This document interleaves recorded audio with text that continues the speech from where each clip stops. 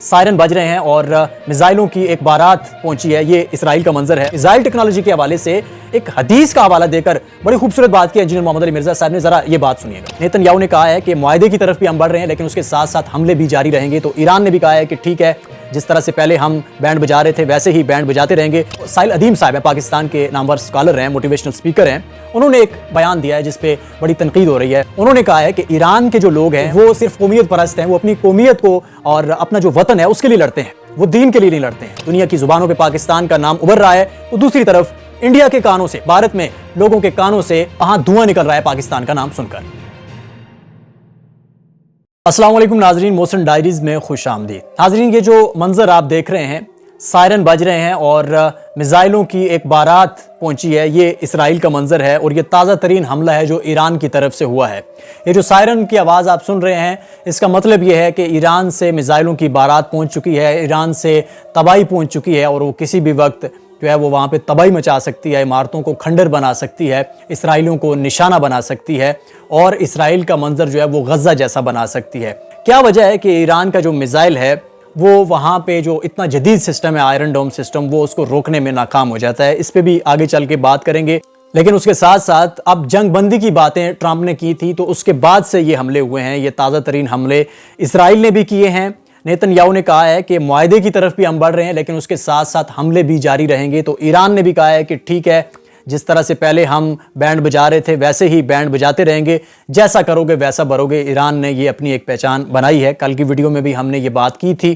तो उसके साथ साथ जो साहिल अदीम साहब हैं, पाकिस्तान के नामवर स्कॉलर हैं, मोटिवेशनल स्पीकर हैं, उन्होंने एक बयान दिया है जिसपे बड़ी तनकीद हो रही है। उन्होंने कहा है कि ईरान के जो लोग हैं उन पे मैं शुरू से तनकीद करता हूँ कि वो सिर्फ कौमियत परस्त हैं, वो अपनी कौमियत को और अपना जो वतन है उसके लिए लड़ते हैं, वो दीन के लिए नहीं लड़ते हैं। इस बयान पे भी बात होगी और इस पे उन्होंने जो इंजीनियर मोहम्मद अली मिर्जा साहब हैं उन्होंने भी उनको रिप्लाई किया है, उनको जवाब दिया है। जहां तक जंग बंदी की बात है तो पाकिस्तान का नाम उभर कर पूरी दुनिया में सामने आ रहा है। पूरी दुनिया की जुबानों पे इस वक्त पाकिस्तान का नाम है, पाकिस्तान के किरदार की बातें हो रही हैं। फाइनेंशियल टाइम ने ये सुर्खी लगाई है और उस सुर्खी को हवाला बनाकर, उस सुर्खी को दलील बनाकर रवीश कुमार साहब, जो नामवर सहाफ़ी हैं इंडिया के, उन्होंने मोदी से सवाल पूछा है। वो सवाल क्या है, जरा उनका ये सवाल सुने। फाइनेंशियल टाइम्स में खबर छपी है कि जनरल मुनीर ने ट्रंप को फोन किया और बीच बचाव कराने की पेशकश की है। तो इस मोड़ पर इस युद्ध में पाकिस्तान का रोल अचानक बड़ा दिखने लगा है और सवाल है कि अभी तक के हालात में भारत का क्या रोल रहा है, युद्ध रुकवाने में पाकिस्तान की भूमिका। तो अब अमन के लिए, इस जंग को खत्म करने के लिए पाकिस्तान के किरदार की बात हो रही है और डोनाल्ड ट्रंप ने खुद, जो अमेरिका के सदर हैं, दुनिया की सबसे पावरफुल कुर्सी पे बैठा हुआ शख्स जो है, वो खुद पाकिस्तान के प्राइम मिनिस्टर का जो ट्वीट है उसको अपने अकाउंट पे अपलोड कर रहा है, अपने अकाउंट से उसको शेयर कर रहा है। तो ये इस बात का सबूत है कि पाकिस्तान जो है वो इस वक्त दुनिया की नजरों में है और पाकिस्तान की तरफ देखा जा रहा है कि वो कोई रास्ता बनाएगा यहां से निकलने का, इस जंग को खत्म करने का।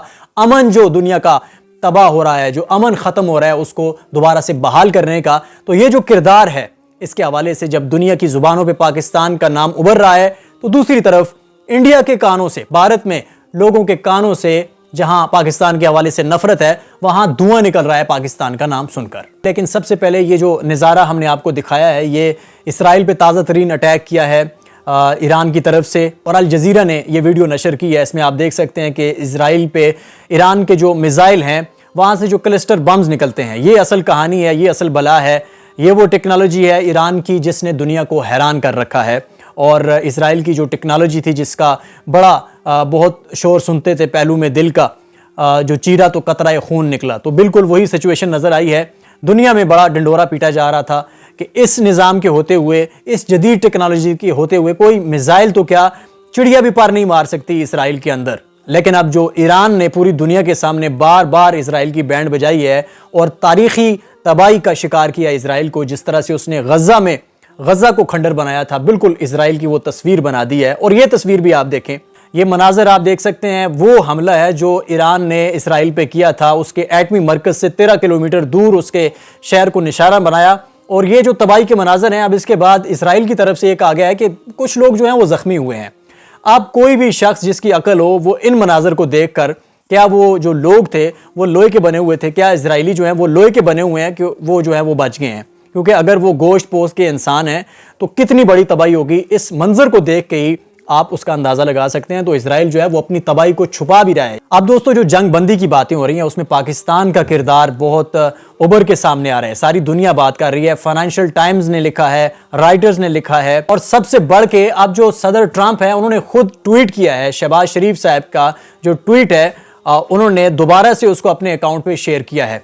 तो ये इस बात का ऐलान है कि पाकिस्तान की ये जिम्मेदारी है और पाकिस्तान को देखा जा रहा है अमेरिका की तरफ से भी कि वो कोई जंगबंदी का रास्ता निकालेगा, अमन का रास्ता निकालेगा। तो पाकिस्तान का किरदार सामने आ रहा है और इस पे इंडिया में जाहिर बात है वहाँ से बहुत ज़्यादा आवाज़ें उठ रही हैं, सवालात उठ रहे हैं। मोदी से लोग सवाल कर रहे हैं इंडिया के।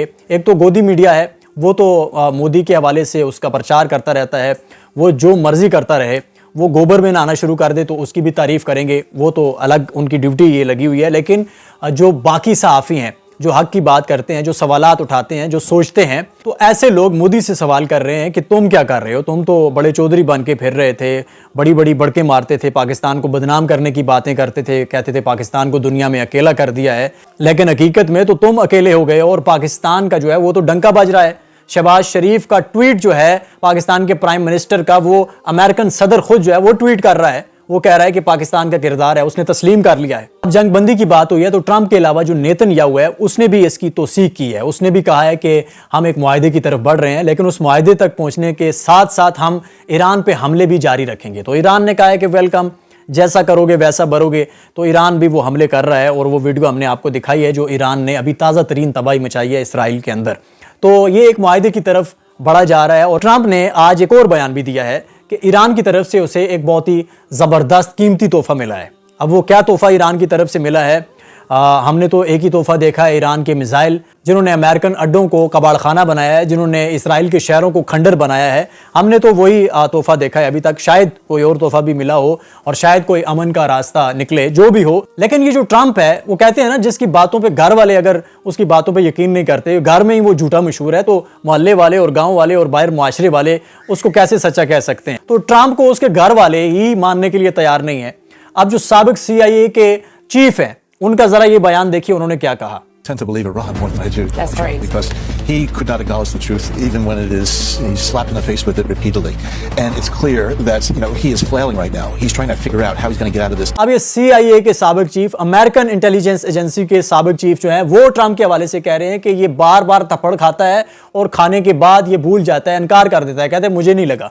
तो अब ईरान के हवाले से भी इसकी जो बातें हैं वो बिल्कुल इस तरह से हैं, इसलिए ये नाकाबिले यकीन हो चुका है, इसकी बातों पे कोई भी यकीन करने वाला नहीं है। अब इंजीनियर मोहम्मद अली मिर्जा साहब ने 1400 साल पहले रसूलुल्लाह सल्लल्लाहु अलैहि वसल्लम की एक हदीस बयान की है मिसाइल टेक्नोलॉजी के हवाले से। वो मिसाइल टेक्नोलॉजी जो ईरान ने, जिसकी वजह से इजराइल में मातम बर्पा कर रखा है। ट्रंप जो है वो जंग से भागने पे मजबूर हो गया, उसके अड्डे तबाह बर्बाद हो चुके हैं, इजराइल के शहर तबाह बर्बाद हुए हैं। तो इस मिसाइल टेक्नोलॉजी के हवाले से एक हदीस का हवाला देकर बड़ी खूबसूरत बात की इंजीनियर मोहम्मद अली मिर्जा साहब ने। जरा ये बात सुनिएगा। मुस्लिम में हदीस है, नबी इस्लाम ने फरमाया आगाह हो जाओ, ताकत फेंके हुए हथियारों में है, ताकत फेंके हुए हथियारों में है। ये बात इतनी यूनिवर्सल ट्रूथ है, उस जमाने में वैलिड थी तीर के पॉइंट ऑफ व्यू से कि आप तलवार लेके पहुंच ही नहीं सकते करीब अगर कोई आपके ऊपर तीर चला दे। और आज मॉडर्न दौर में मिसाइल वो ताकत है जो फेंके हुए हथियार हैं। और अल्हम्दुलिल्लाह अल्लाह ताला ने दोनों ताकतें दी हैं मुसलमानों को।